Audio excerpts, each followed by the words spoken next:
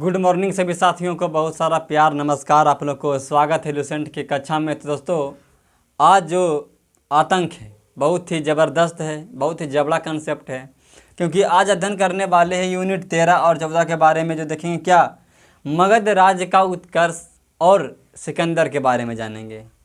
तो दिल और दिमाग में बिठा लीजिए कि आप इस तरह से पढ़ने वाले हैं, आप ऐसा कभी पढ़े थे नहीं। ये दिल में बिठाना, क्योंकि ऐसा कंसेप्ट और ऐसा तरीके के साथ, नया एक्सपीरियंस के साथ मैं बताऊंगा, और आपको सिर्फ नोट करना है। पढ़ने का तरीका को चेंज करना है, क्योंकि कहा गया है कि जब अगर आप 3 घंटा कोई भी काम पर 3 घंटा पढ़ते हैं तो 3 घंटा उनको आप रीडिंग कीजिए। क्या कीजिए? रीडिंग कीजिए। मतलब 3 घंटा पढ़ते हैं तो 3 घंटा आप उसको क्या कीजिए? राइट कीजिए, मतलब उसको लिखिए। तब आपको पढ़ने में मज़ा आएगा और दिल और दिमाग में बसेगा। तो कहने का मतलब हमारा ये लुसेंट की कक्षा में तो आपका स्वागत है, बहुत बढ़िया, ज़बरदस्त। लेकिन जो देखेंगे सिकंदर और मगध राज का उत्कर्ष के बारे में, किस तरह से इसने बिंबिसार, अजातशत्रु, उदयन, नागदशक, कालाशोक, शिशुनाग वंश जो सब आए थे, नंद वंश, घनानंद, महापद्मानंद, उसके बाद सिकंदर, उसके बाद मौर्य वंश। तो सबसे पहले दोस्तों, आज आप दिल और दिमाग में बैठाइए और कलम और कापी लेके बैठिए और ध्यान दीजिएगा हमारे लेक्चर पर, हमारे बात पर, कंसेप्ट पर। तो नोट कीजिएगा। तो आगे बढ़ते हैं, टाइम को वेस्ट नहीं करते हैं, ध्यान दीजिएगा, बहुत ही जबड़ा कंसेप्ट है।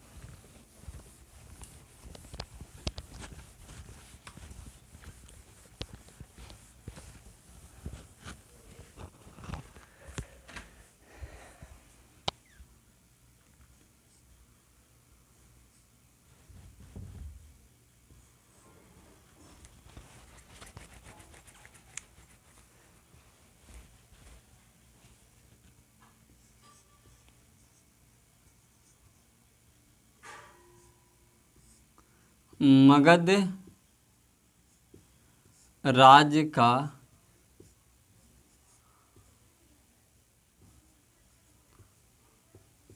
उत्कर्ष।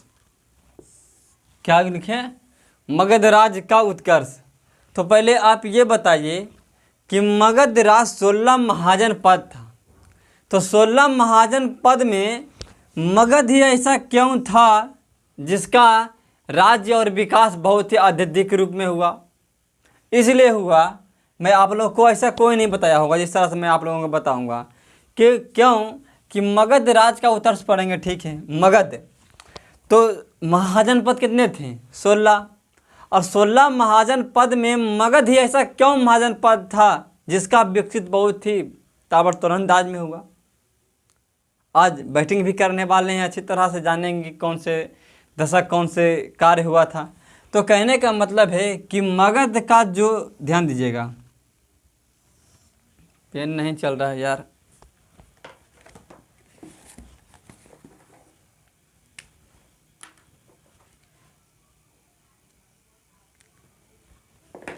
ध्यान दीजिएगा कि मगध का ही उत्कर्ष क्यों हुआ?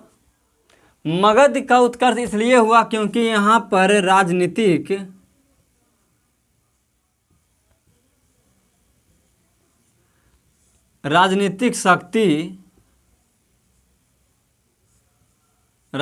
शक्ति का श्रृंखला था। क्या था? राजनीतिक शक्तियों का श्रृंखला। कहने का तात्पर्य ये है हमारा, ध्यान दीजिएगा, कि राजनीतिक श्रृंखला मतलब यहाँ पर ने क्या क्या,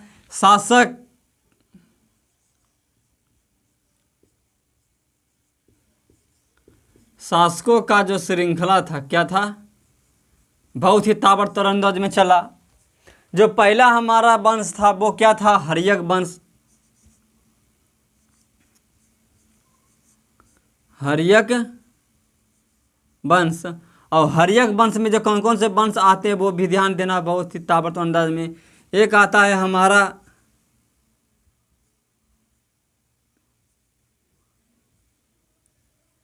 बिंबिसार,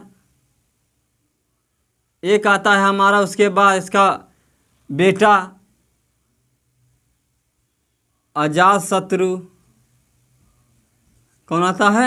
अजातशत्रु। उसके बाद इसका एक लड़का आता है, इसका नाम होता है उदयन।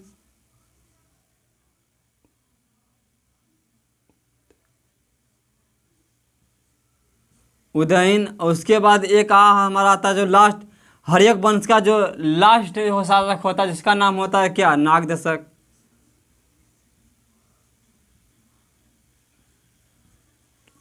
क्या होता है? तो मतलब कहने का मतलब ये है दोस्तों हमारा कि यहाँ पर जो श्रृंखला चला था, राजनीतिक शक्तियों का जो श्रृंखला हमारा था, बहुत ही ताबड़तोड़ अंदाज में चला था। जो हमारा हर शासक ने क्या किया था? मगध राज्य का उत्कर्ष क्यों हुआ? क्यों हुआ? चलिए, क्योंकि यहाँ पर राजनीतिक शक्तियों का श्रृंखला था। और उसके बाद में श्रृंखला का मतलब वो शासकों श्रृंखला यहाँ पर बहुत ही ताबड़तोड़ अंदाज में किए थे। तो एक पहला आया हमारा हर्यक वंश।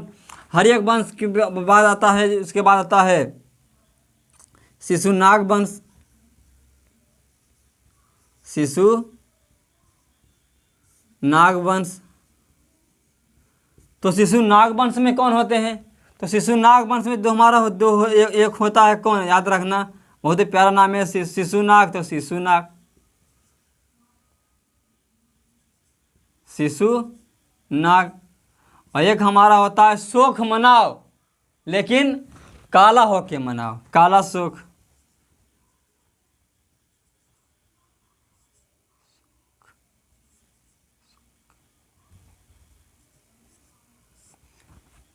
शिशुनाग वंश में जो हमारा शासक, ये सब हमारा क्या है? राजा है। ये हमारा वंश है और ये हमारा राजा है, शिशुनाग वंश। उसके बाद आता है हमारा क्या? नंद वंश।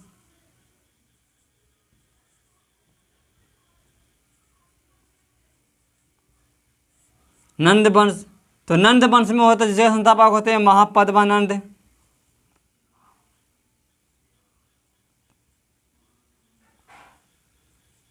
महापद्मानंद। और एक होता है हमारा दूसरा, कौन होता है? इसका नाम होता है घनानंद।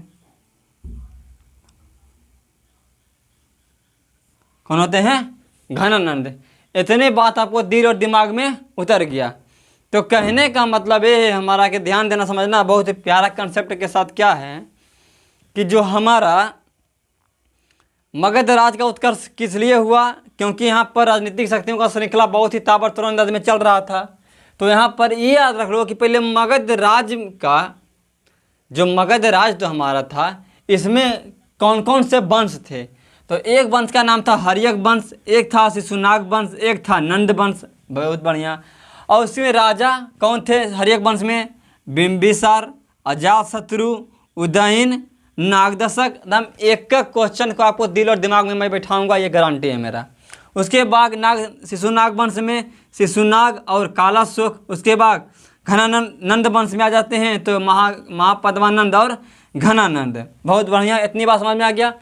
लेकिन क्या दोस्तों यहीं तक इसका बात नहीं चला था?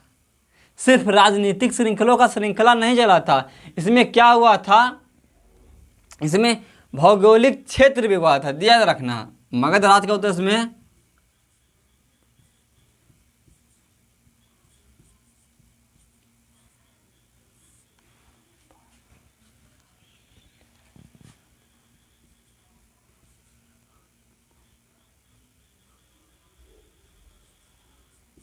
भौगोलिक क्षेत्र पूछे, अगर आपसे पूछे कि राजनीतिक शक्तियों का श्रृंखला में क्या था, तो श्रृंखला आपको पता है कि यहाँ पर ताबड़तोड़ अंदाज में बैटिंग किए थे सब शासक ने।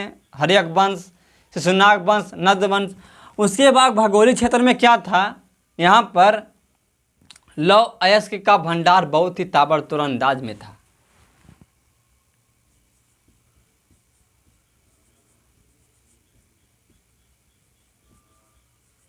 लौह अयस्क का क्या था? लौह अयस्क का भंडार था। मतलब यहाँ पर औजार, तलवार, चाकू, छुरी बहुत ही ताबड़तोड़ अंदाज में चल रहा था। इस प्रकार से यहाँ पर ही मगध का विजय हो रहा था, और बात कुछ नहीं था। और ध्यान देना, ये तो हो गया। और क्या था इसमें? हाथियों की उपलब्धता थी।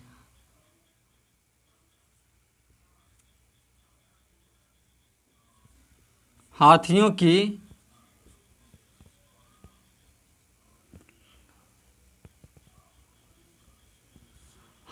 क्या थी उपलब्धता?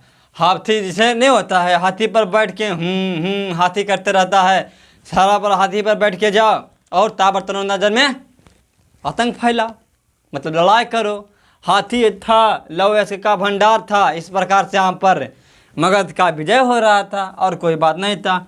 लेकिन दोस्तों और एक कंडीशन क्या था वो भी याद रखना, यहाँ पर भौगोलिक क्षेत्र हो गया और यहाँ पर क्या था, आर्थिक क्षेत्र भी था।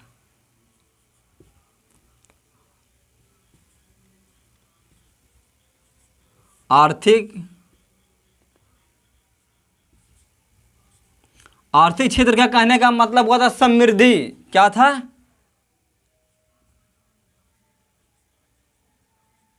समृद्धि। समृद्धि का मतलब है उपजाऊ।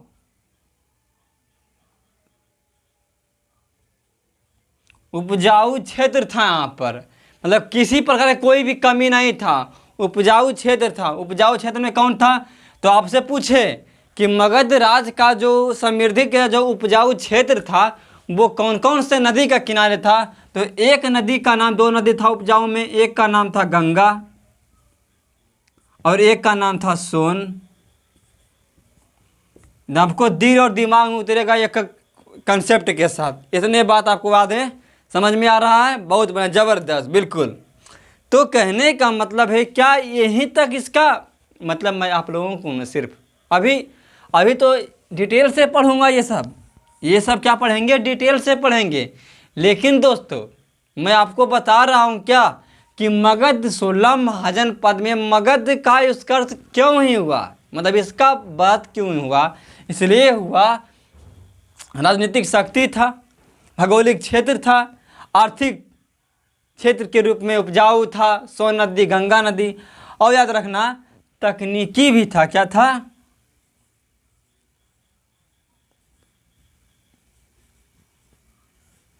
तकनीकी में क्या? मोबाइल फोन, टेलीफोन, टेलीविज़न क्या था? जी नहीं, शास्त्र था, शास्त्र।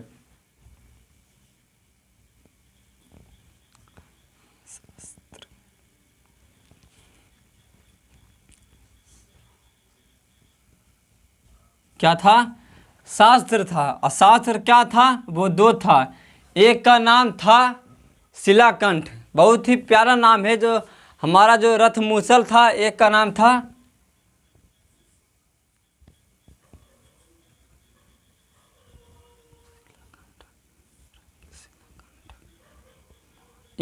था महाशिलाकंठक।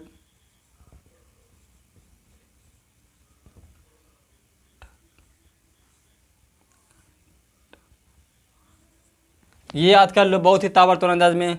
मतलब तकनीकी शास्त्र में अजात शत्रु यहाँ पर क्या किया था, तकनीकी का मतलब शस्त्र औजार ने उपलब्ध किया था।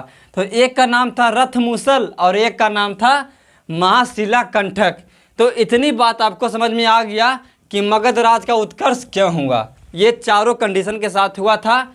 और आप अब आगे देखते हैं, एक एक पॉइंट के बारे में पढ़ते हैं। तो इसका स्क्रीनशॉट लेना और आगे बढ़ते हैं और हेडिंग लगाना हर्यक वंश।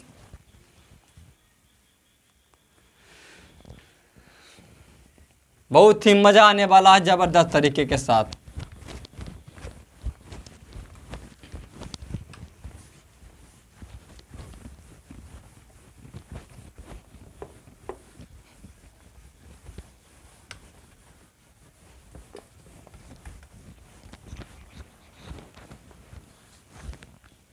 क्या लगाएंगे? हेडिंग लगाना बहुत ही प्यारा।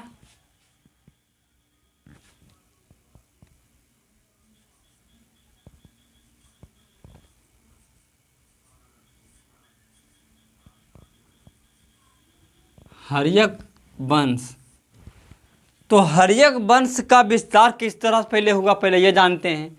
तो इससे पहले इधर लिखते हैं हम क्या, मगध।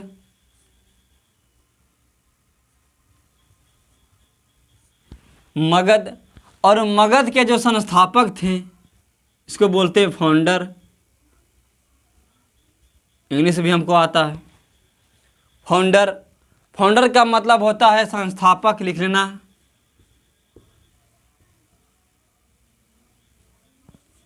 क्या होता है? संस्थापक। वो कौन थे? तो वो थे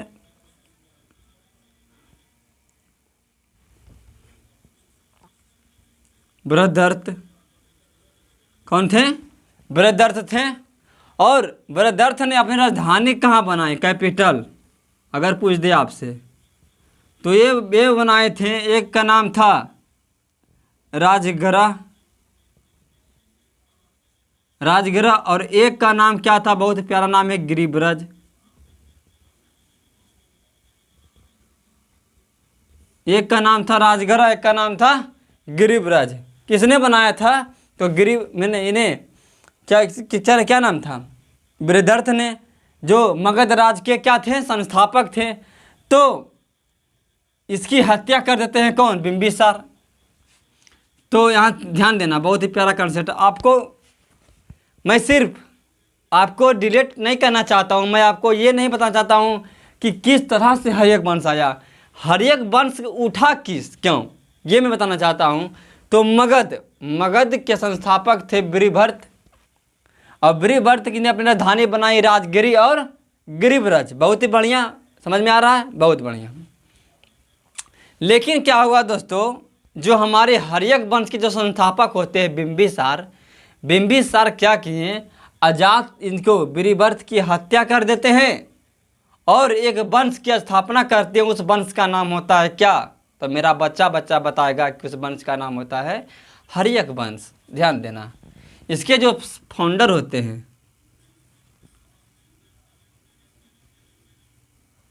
वो होते हैं कौन? बिंबिसार।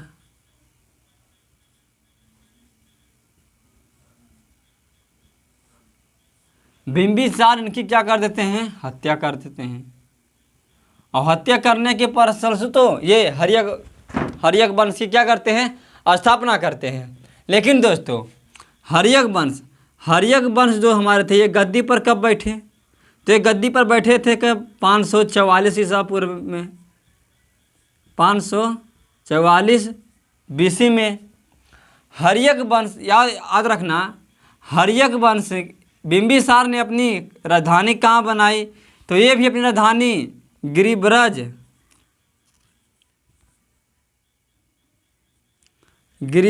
और राजगृह ही बनाई। इन्होंने भी अपनी राजधानी कहाँ बनाई? बिंबिसार राजगिरी और राजगृह बनाई। बहुत बढ़िया, इतने समझ में आ रहा है। और बिंबिसार का एक उपनाम होता है। क्या होता है? उपनाम। तो उसका नाम होता है श्रेनिक। क्या नाम होता है? श्रेनिक। और बिंबिसार का एक घोड़ा होता है। एक क्वेश्चन को आपको दिल और दिमाग में मैं बैठा दूंगा, नाम ये गारंटी के साथ लेता हूँ। इसका नाम होता है सेनाग। इसका घोड़ा का क्या नाम होता है? सेनाग। इतनी बात आपको दिल और दिमाग में बस गया? बहुत बढ़िया, ज़बरदस्त। तो आगे देखना, और इसका बहुत ही प्यारा कंसेप्ट है।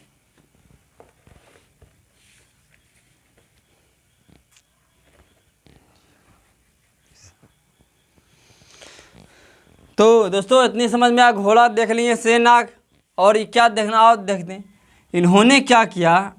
इसके एक राजवैद्य था, जो डॉक्टर नहीं होता है, वही समझ लो। तो राजवैद्य का नाम होता है जीवक। क्या नाम होता है?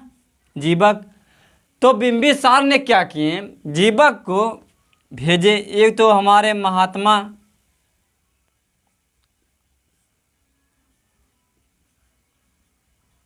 बुद्ध जब बीमार पड़े थे तब उसको देखने के लिए जीवक को भेजे। एक हमारा चंद्र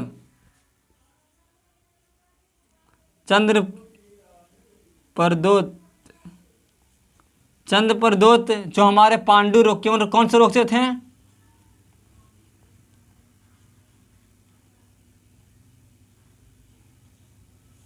पांडु रोग से गृहस्थ थे। तो उसको हमारे जो बिंबिसार थे, जो उनको जीवक थे, जिनका नाम था जीवक, जो राजवैद्य थे। तो चंद्र, जो हमारे चंद्र पुरोहित थे, वो पांडु रोग से क्या थे, प्रिय थे। तो उसको मतलब देखने के लिए क्या किए, पुरोहित, सॉरी यहाँ पर लेना चंद्र प्रदोत, चंद्र प्रदोत थे। तो वो पांडु रोग से क्या थे, गृहस्थ थे। तो उसको देखने के लिए वे भेज दिए थे। और याद रखना, हमारा जो बिंबिसार थे, ये बिंबिसार इतनी, ये क्या किया था, अंग को पहले ये गद्दी पर तो 52 वर्षों तक बैठे। कितने वर्षों तक बैठे, 52 वर्षों तक इन्होंने गद्दी पर बैठा। कौन, बिंबिसार। और बिंबिसार ने क्या किए, अंग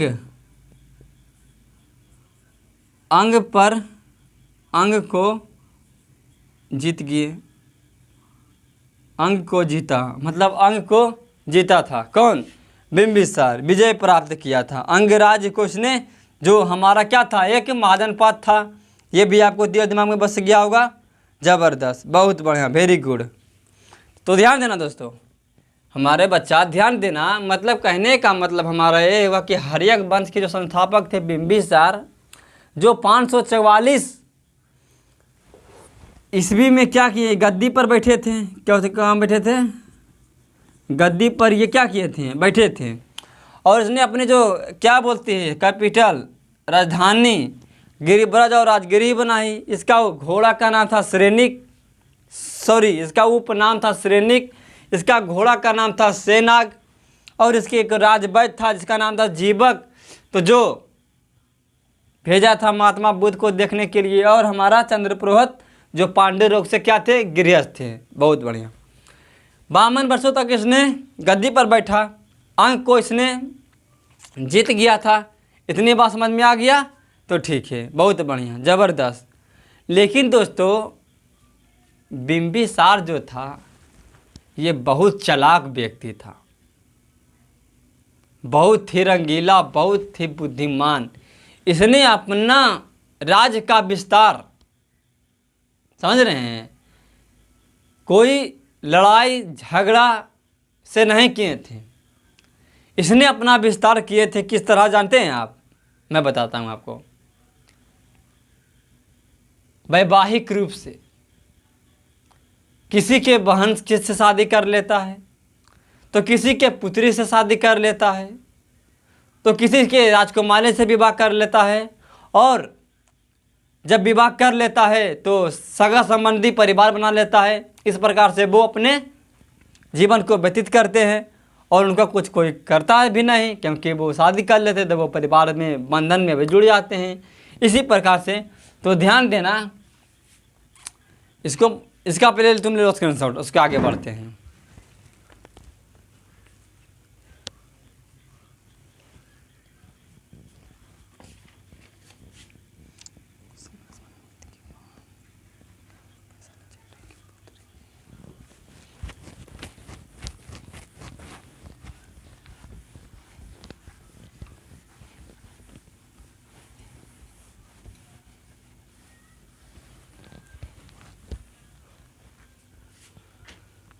ध्यान देना, बहुत ही प्यारा कंसेप्ट के साथ दिल और दिमाग में बैठाना, क्योंकि बहुत ही जबड़ा कंसेप्ट है। देखना, विस्तार लिखते हैं, क्या लिखते हैं, पेन भी धोखे दे रहा है यार। जब पढ़ाने का दिल और दिमाग चलता है तो पेन कभी कभी क्या,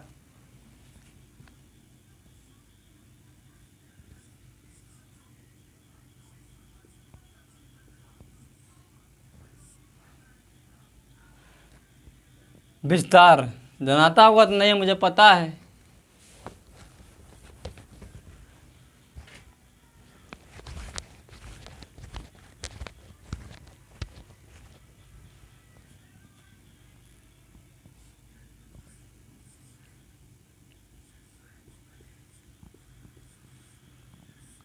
विस्तार क्या, कौन से रूप से किए थे वे, तो वो किए थे, बहुत प्यारा नाम है, वैवाहिक।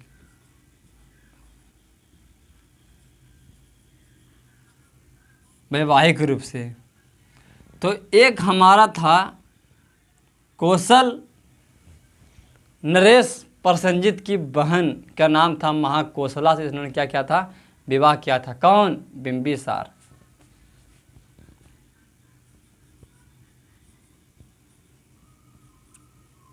कौशल नरेश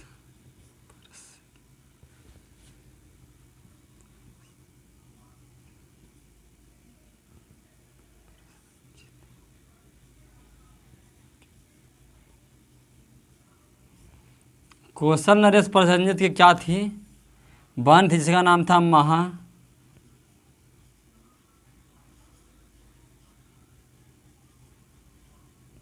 महाकौशला, ये याद रखना। और एक था वैशाली, वैशाली के चेटक की पुत्री, इसका नाम था चेलना। क्या नाम था? चेलना। उनसे भी क्या क्या था, ये विवाह किया था, ये भी याद रखना। वैशाली के चेटक की पुत्री चेलना के साथ विवाह किया। और हमारा कौशल नरेश प्रसेनजीत की जो बहन थी महाकौशला, उनसे भी विवाह किया और अपना ये विस्तार मगध का हर्यक वंश का विस्तार किया। और एक था क्या, पंजाब के राजकुमारी झेमा,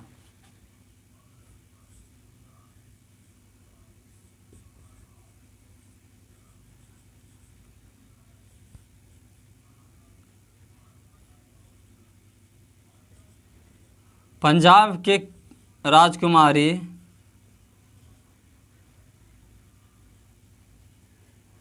झेमा से भी इसने विवाह करके क्या किया था, ये सारा विवाह ग्रहण किया था और विस्तार किया था अपना हर्यक वंश का। इसके बाद हमारा हर्यक वंश का जो कंसेप्ट होता है, बिंबिसार का जो कंसेप्ट होता है, वो यहाँ पर समाप्त होता है। और इसका स्क्रीनशॉट लेना और आगे बढ़ते हैं, तो ध्यान देना। और जो हमारा ये बिंबिसार होते हैं, कौन होते हैं? बिंबिसार।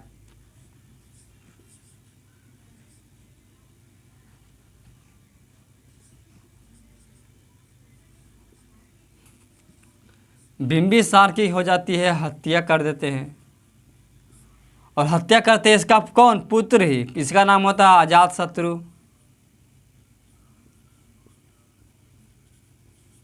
क्या नाम होता है? अजातशत्रु क्या कर देते हैं? इसकी हत्या कर देते हैं, बहुत ही प्यारा कंसेप्ट के साथ।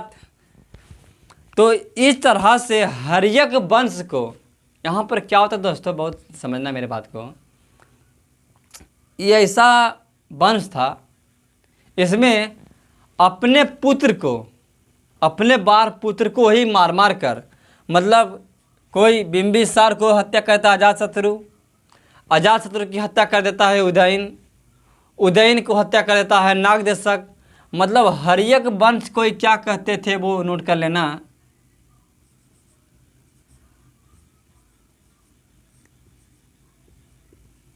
हर्यक वंश को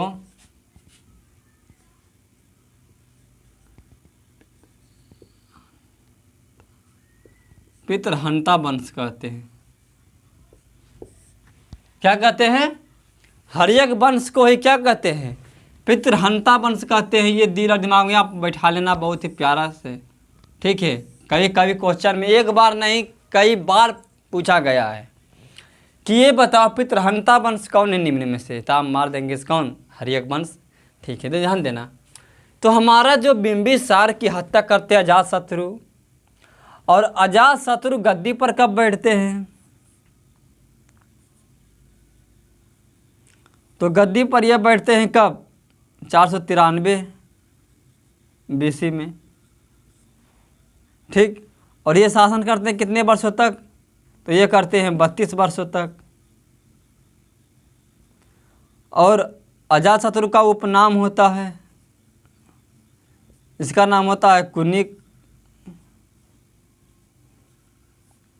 पेपर में कई बार पूछा गया है, ये भी याद कर लो कि अजातशत्रु का उपनाम क्या होता है, कुनिक होता है। और अजातशत्रु के ही समय में ही ध्यान देना, अजातशत्रु पहले शुरुआत में जैन धर्म को मानता था, लेकिन बाद में इसने क्या किया था, बौद्ध धर्म को अपनाया था। किस धर्म को अपनाया था दोस्तों?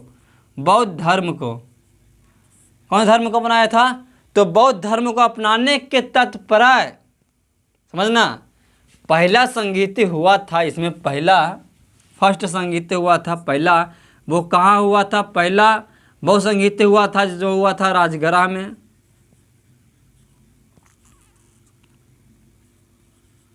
कहाँ हुआ था? राजगृह में हुआ था पहला संगीति। और शासन किसका चल रहा था? अजातशत्रु का। और अध्यक्ष कौन थे?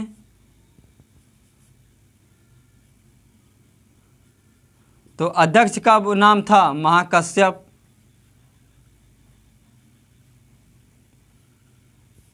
क्या नाम था? महाकश्यप। मैं आपको एक एक पॉइंट को, एक एक क्वेश्चन को दिमाग में बैठाऊंगा, डरने का जरूरत कोई नहीं है, आप सिर्फ नोट कीजिएगा, ठीक है? तो ध्यान दीजिएगा, जो हमारा पहला जो बौद्ध संगीत हुआ था अजातशत्रु के शासनकाल में हुआ था। कहाँ हुआ था? राजगृह में। कौन से अध्यक्ष थे? तो वो हमारा पता चल गया है आपका महाकश्यप। ये आपको आज नया नहीं बता रहे हैं, मैं आपको बताए थे कहाँ पर? बौद्ध धर्म जब आपको पढ़ा रहे थे तब उसमें आप लोगों को मैं बताया था डिटेल से, सब तरह को लिख कर बताया था कि पहला कंडीशन में था कौन? पहला हुआ था राजगृह में, दूसरा वैशाली में हुआ, तीसरा पाटलिपुत्र हुआ था कुंडग्राम में। कोई दिक्कत नहीं है दोस्तों, सिर्फ आप रिवाइज कीजिए, रिवीजन कीजिए, पढ़ने का तरीका बदलिए, इरादा नहीं बदलिए। तो ध्यान दीजिएगा, इतनी बात आपको दिल दिमाग बस गया है तो इसका नोट कीजिएगा और आगे बढ़ते हैं। स्क्रीनशॉट लीजिए।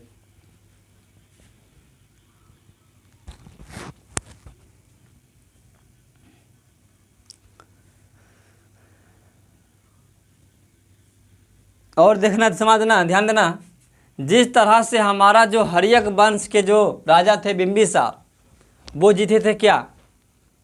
वो जीते थे क्या? अंगराज्य को। और अंगराज्य क्या है? एक महाजन पद है। तो अंग की राजधानी कहाँ है? चंपा। मैं आपको बताया था कि चंपा के अंग अंग में क्या है? दर्द है। भूलने की जरूरत नहीं है दोस्तों, मैं मानता हूँ कि कंसेप्ट को याद रखना है, दिमाग को फैलाना नहीं है। तो उसी प्रकार से दोस्तों, जिस प्रकार से हर्यक वंश के राजा जो हमारे संस्थापक थे बिंबिसार जीते थे अंगराज्य को, उसी प्रकार से इन्होंने भी जो हमारे अजातशत्रु हैं वो जीते थे। वो क्या जीते थे? पेन क्यों नहीं चलता है यार?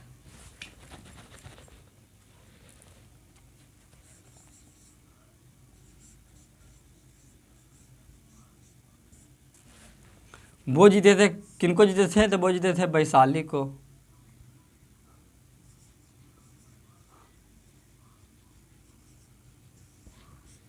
वैशाली पर उन्होंने क्या किया था? विजय प्राप्त किया था। कौन? अजातशत्रु। किनके हेल्प से प्राप्त किया था? तो वो प्राप्त किए थे जिनका नाम था क्या? वो नोट करना, मदद। हेल्प किए थे जिसका नाम था वर्षकार। क्या नाम था? वर्षकार। एक एक पॉइंट को आपको दिन में बैठाऊंगा मैं, ये नोट कर लेना। जो वैशाली पर क्या किया था? इसने विजय प्राप्त किया था। वैशाली पर क्या किया था? विजय प्राप्त किया था। कौन? अजातशत्रु। किसके मदद से? वर्षकार के मदद से। ठीक है दोस्तों, ज़बरदस्त, बिल्कुल, बहुत बढ़िया। मज़ा आ रहा है? यस, बहुत बढ़िया, वेरी वेरी गुड, क्या बात है।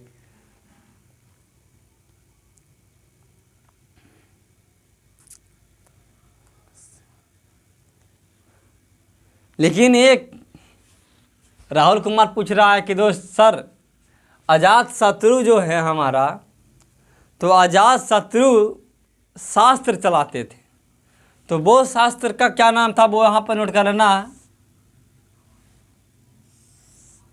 वो शास्त्र, दो शास्त्र था। एक का नाम था रथ, बताए थे आपको। एक का नाम था रथ मूसल, और एक का नाम था क्या? बहुत प्यारा नाम है, शिला, माँ शिला कंठक, माँ शिला कंठक मेरे दिल और दिमाग में बस के, और कोई ज़रूरत नहीं है बस। अजात शत्रु का विकास कुमार पूछ रहा है क्या सर आप बताते हैं, तो अजात शत्रु का विवाह नहीं हुआ था क्या? विवाह हुआ था। तो अजात शत्रु का पत्नी का क्या नाम था? तो अजात शत्रु का जो पत्नी का नाम था वो आदर लिख लेना। इनका जो पत्नी था क्या था? इनका जो पत्नी, इनका नाम था बजीरा। क्या नाम था? बजीरा। क्या नाम था? बजीरा इनकी क्या थी? पत्नी थी। किनकी? अजात शत्रु की। तो इनका नोट कर लेना और आगे बढ़ते हैं। एक एक पॉइंट को समझ में आ रहा है, बहुत बढ़िया, ज़बरदस्त।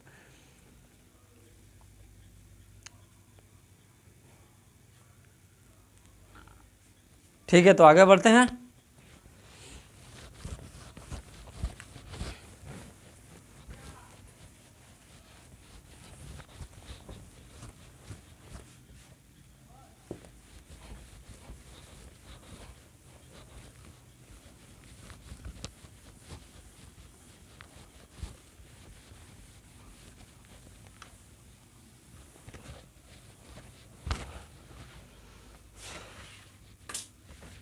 अब जिस तरह से बिंबिसार की हत्या अजात शत्रु करते हैं, तो अजात शत्रु की हत्या करते हैं कौन? ध्यान देना।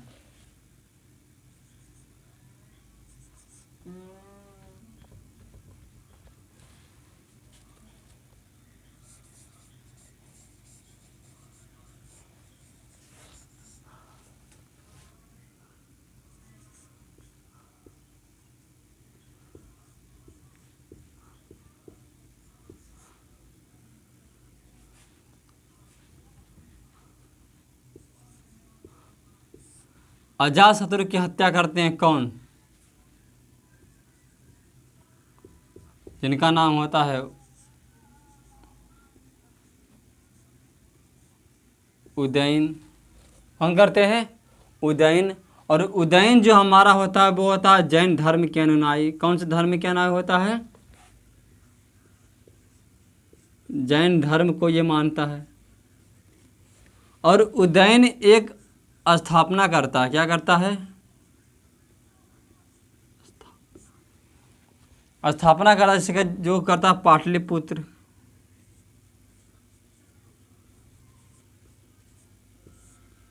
पाटलिपुत्र की स्थापना कौन करता है? तो वो हमारा करता है उदयन। इतनी बात आपको समझ में आ गया, बहुत बढ़िया। और कुछ यहाँ पर इसके बारे में कुछ नहीं जानना है। अजातशत्रु उदयन जैन धर्म में कौन आया होता है, और ना पाटलिपुत्र की नगर की स्थापना कौन करता है? तो वो करता है हमारा उदयन। और उसके बाद हर्यक वंश, जो हर्यक वंश के जो अंतिम शासक होता है उसका नाम होता है नाग।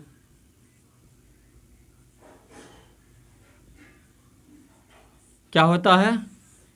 नाग दशक। बस इतनी याद रखना, कुछ नहीं, कोई दिक्कत नहीं। ठीक है दोस्तों, कोई दिक्कत नहीं बस। तो इस प्रकार से हमारा क्या होता है, हर्यक वंश की समाप्ति होती है। बस क्वेश्चन कुछ नहीं पूछता है, यही पूछता है कि हर्यक वंश के अंतिम शासक कौन होता है, तो वो हमारा होता है नाग दशक। ज़बरदस्त, ठीक है। और आगे चलते हैं, अब देखते हैं किसके बारे में। तो अब जानते हैं हम क्या, शिशुनाग के बारे में।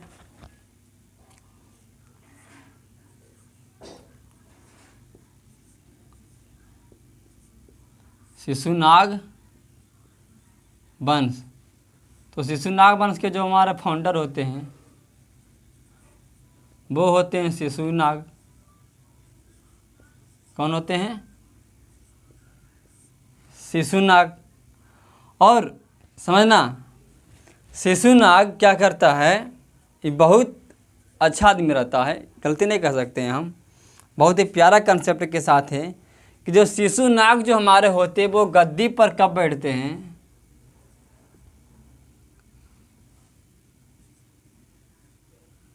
गद्दी पर ये बैठता है 412 ईसा पूर्व में। कौन? शिशुनाग। शिशुनाग गद्दी पर कब बैठता है? तो 512 ईसा पूर्व में। आपको दिल दिमाग में समझ रहा है? बहुत बढ़िया। और ध्यान देना, जो हमारा शिशुनाग जो होता है, जो शिशुनाग क्या करता है, अपनी जो राजधानी बनाता है, ये पाटलिपुत्र से जो हमारा हर्यक वंश होते हैं, हर्यक वंश के जो बिंबिसार और अजातशत्रु, वो बनाता है अपना राजधानी कहाँ? गिरिब्रज या राजगिरा। और हमारा ये जो हमारा आता है उदयन, अपने जो चेंज करता है राजधानी, वो करता है पाटलिपुत्र। लेकिन जो हमारा शिशुनाग जो होता है शिशुनाग जो हमारा होते हैं, वो अपनी राजधानी को चेंज कर देता है पाटलिपुत्र से। समझना, कैपिटल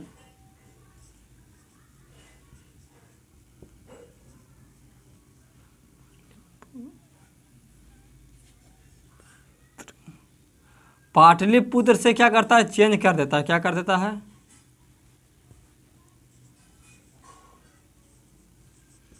कर देता है वैशाली।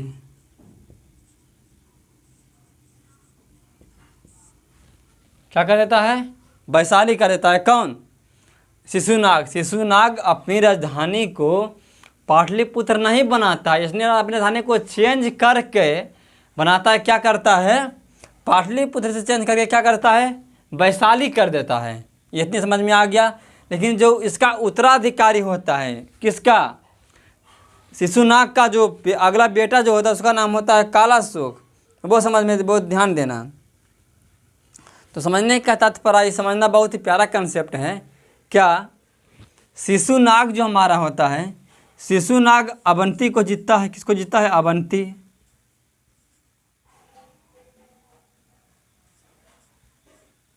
अवंती राज्य को क्या करता है? ये जीतता है। और जो हमारा अवंती होता है, तो अवंती की राजधानी होता है कहाँ? उज्जैन बोलो या तो महामहिष बोलो। इसको तो समझ में आ रहा है आपको? बहुत बढ़िया, ज़बरदस्त। क्या करता है?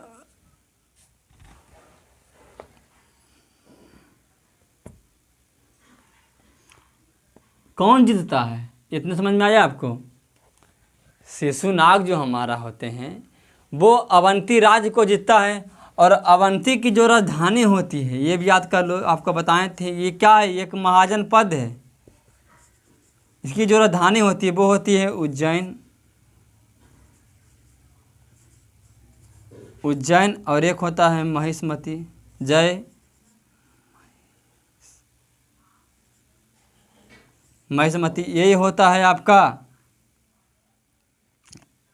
नॉर्थ में, और ये होता है हमारा साउथ में। इतनी भी आपको समझ में आ रहा है? बहुत बढ़िया, ठीक है। इतनी आपको दिल और दिमाग में बस रहा है। लेकिन दोस्तों, समझने का मतलब ये हुआ, आओ आगे समझना, बहुत प्यारा। जो हमारा शिशुनाग वंश जो होते हैं, ये क्या करते हैं? इसका जो उत्तराधिकारी होते हैं, कौन होते हैं? पहले इसका तो तुम ले लो स्क्रीनशॉट। सॉरी, इधर मिटाते हैं।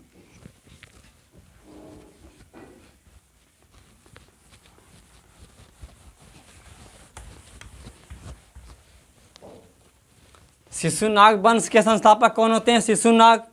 ये गद्दी पर बैठते हैं कब? 412 ईसा पूर्व में। इसने राजधानी बनाती है, चेंज कर देता है पाटलिपुत्र से कहाँ? वैशाली। बहुत बढ़िया। अवंती राज्य को जीतता है। अवंती की राजधानी उज्जैन बोलो या महिष्मती बोलो। बहुत बढ़िया। और तुम समझना, मेरा बच्चा समझना, बहुत ही प्यारा कंसेप्ट के साथ। क्या? तो इसका उत्तराधिकारी जो होते हैं, वो कौन होते हैं? वो ध्यान देना। इसका जो कौन? शिशुनाग वंश के जो उत्तराधिकारी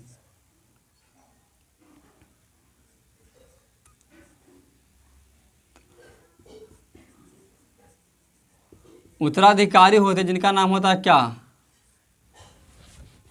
शोक मनाओ लेकिन काला।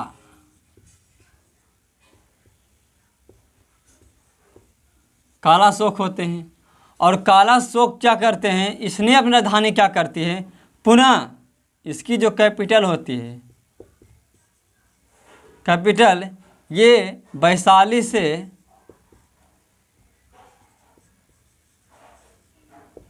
से चेंज कर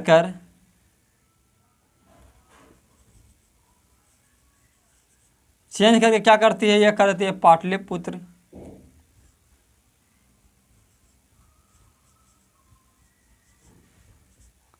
कहाँ कर देती है, पाटलिपुत्र कर देती है। कौन, कालाशोक बदल देता है, वैशाली से क्या करता है, पाटलिपुत्र। अब ध्यान देना, पहला ये जो हमारा होता है क्या होता है, बौद्ध को मानता है। तो पहला बौद्ध संगीत हुआ था अजातशत्रु के समय में, कहाँ, राजगिरी में। और जो दूसरा हमारा जो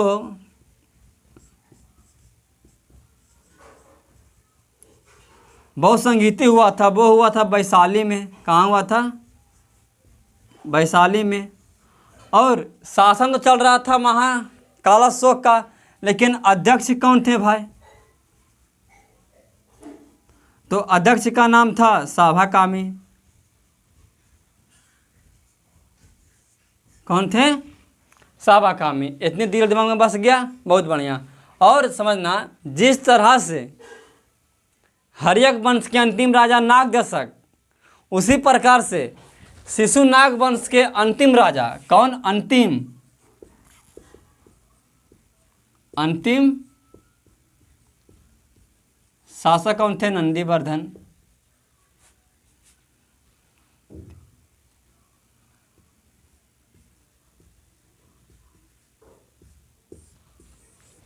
कौन थे, नंदीवर्धन। बहुत बढ़िया, जबरदस्त। स्क्रीनशॉट लो और आगे बढ़ते। एक क्वेश्चन को दिल और दिमाग में छपाऊंगा, मेरा ये गारंटी के साथ है। लुसेंट को रिफॉर्म इस तरह से किया जाता है, हर एक बात को बताया जाता है ज़बरदस्त तरीके से। बहुत बढ़िया, ज़बरदस्त, मज़ा आ रहा है, बहुत बढ़िया, क्या बात है, वेरी गुड। अब देखते हैं, आगे देखते हैं, समझना। अब एक बच गया क्या, नंद वंश के बारे में देखते हैं।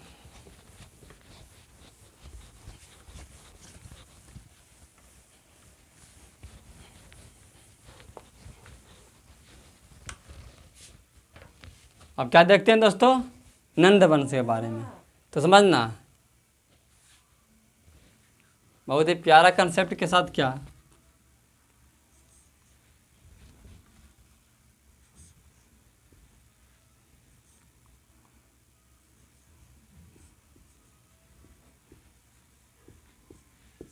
नंद वंश। तो नंद वंश के जो संस्थापक होते हैं, कौन होते हैं, फाउंडर, जिनका क्या नाम होता है, महापद्मानंद। क्या नाम होता है, महापद्मानंद।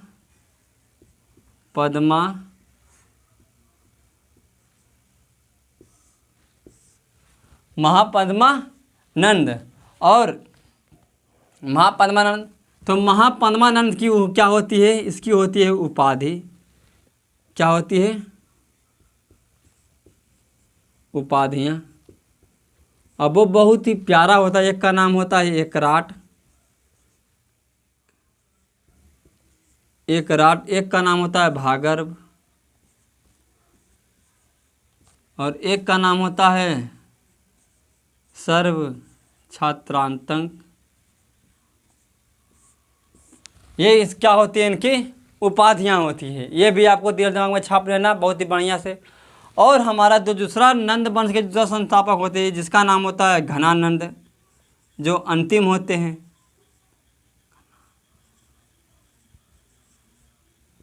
घनानंद, तो घनानंद जो होते हैं, तो घनानंद के जो राज दरबार में एक होता है दरबारी कवि जो होता है राज दरबार में, जिनका नाम होता है क्या, चाणक्य।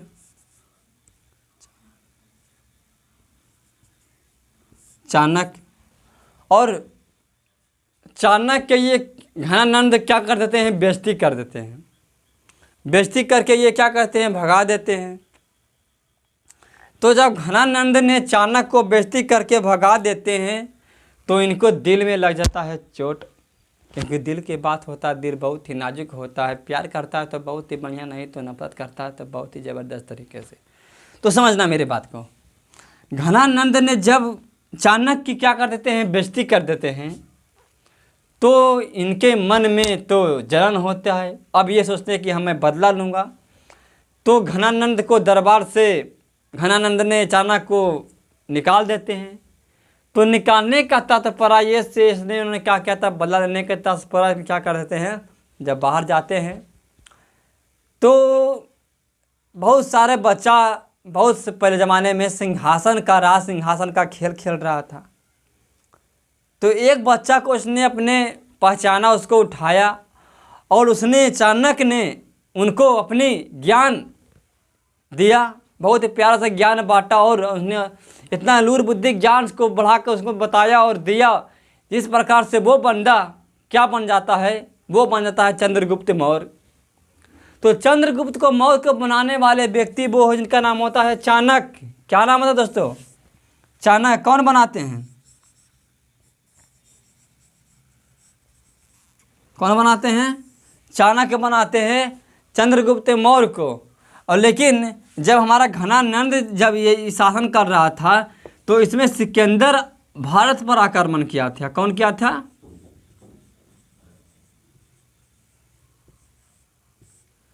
सिकंदर। जब तो क्वेश्चन पूछा गया था, आईएएस के पेपर में आया था कि जब सिकंदर भारत पर आक्रमण किया था, जब भारत में आगमन किया था तो उस समय कौन सा वंश शासन कर रहा था, तो उस समय वंश शासन कर रहा था कौन, नंद वंश का शासन चल रहा था।